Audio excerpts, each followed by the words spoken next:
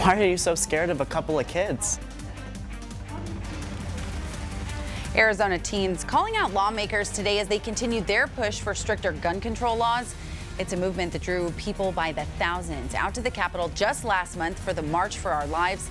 Today, they tried to keep that momentum going with Town Hall for Our Lives, inviting lawmakers to take part in 2 community forums. Team 12's Nicole Zymek was at one of those meetings and spoke with students who say they're just getting started. Nicole? Yeah, Rachel, they say they're happy that this march was a success, but now they want to go a step further. They want to see new laws passed. This was just the beginning. It was super empowering having those 25,000 people show up, but we didn't get anything passed that day. There was no law passed.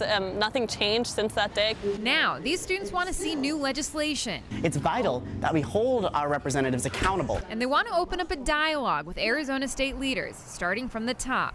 They invited Governor Ducey and 30 Arizona legislators from both sides of the aisle to 2 town halls, one in the East Valley, the other in the West. 7 showed up, all Democrats. Governor Ducey's seat sat empty.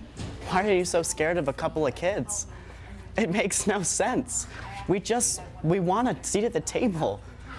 We're just scared. One of the things Jordan and his fellow students want to talk about, Governor Ducey's school safety plan, which among other things calls for an increase in school resource officers. And we don't want more SROs in schools. We want to be preventative instead of reactive. But these students want less officers and more money to go toward counselors. Because a cop is only useful after the first shots are fired, but a counselor can prevent a child from becoming a shooter in the first place. It is such a personal issue. We all have fire drills once a month that we are scared to go outside for. We feel like sitting ducks in that open field.